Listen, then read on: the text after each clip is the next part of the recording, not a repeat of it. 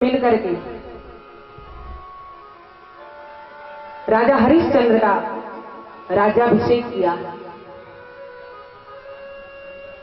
कहते हैं कि हरिश्चंद्र अयोध्या के राजा, महान सत्यवादी। आप सभी ने सुना होगा बार बार ये बात को, लेकिन ग्रंथों में कभी थोड़ी सी बातें अलग अलग बताई गई हैं।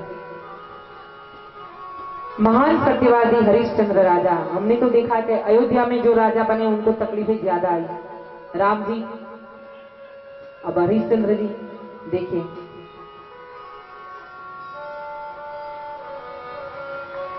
तो महाराज राजा हरिश्चंद्र ने ये समाचार सुने कि पिताजी सदैव स्वर्ग में गए हैं, उनका राज्याभिषेक हुआ।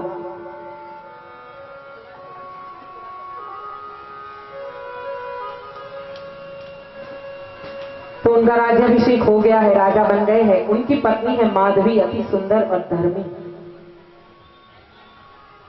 बहुत ही सुशील। और उनका बेटा, कहते हैं कि हरिश्चंद्र जी को बेटा नहीं था, तब उन्होंने वरुण देव का आह्वान करके उनसे पुत्र प्राप्ति की थी। जब पुत्र की प्राप्ति हुई तो उसका नाम रखा गया रोहित। रोहित रखने के बाद हरिश्चंद्र जी अयोध्या का राज्य संभाले हुए थे।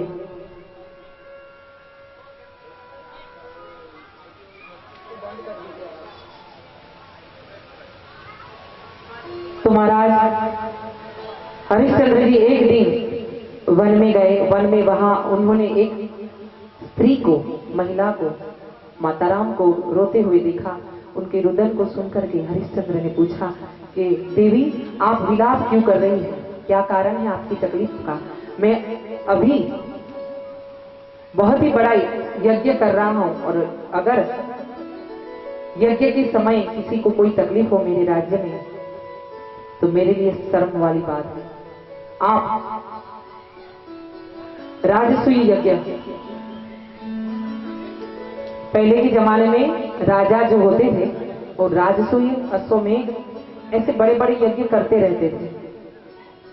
हमने देखा है बहुत ऐसे गुणी रहते हैं अभी भी कि जो अपने घर में, अपने परिवार में नवचंडी तो शांति होम ऐसा साल में एक बार करवा लेते हैं अपने घर में।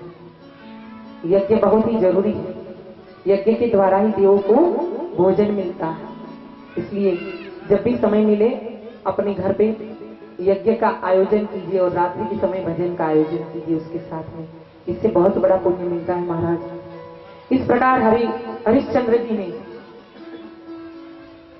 स्त्री को पूछा। स्त्री ने बताया कि हमारी तकलीफ का कारण है विश्वामित्र जी, उनके कारण हम दुखित हैं, क्योंकि वो वन में चले गए हैं तप करने के लिए। अब जाकर के पहले हरिश्चंद्र को पता है कि उनके पिताजी का जो सदैव स्वर्ग जाना है वो आभारी है, उपकार है किसका? विश्वामित्र जी का। बहुत ही बड़ा उपकार है उनके ऊपर, परिवार पर, उनके वंश पर। और इस बात को याद करने के बावजूद सत्यवादी हरिश्चंद्र राजा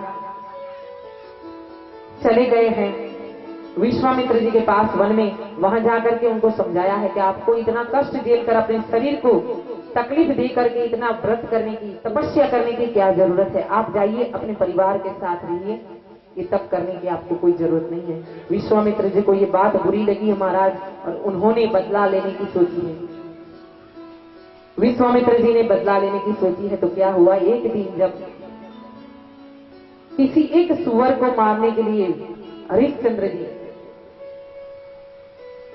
जंगल में, इस जंगल से उस जंगल भाग रहे थे, तो थक करके एक सरोवर के किनारे बैठे हैं। वो रास्ता भूल गए हैं,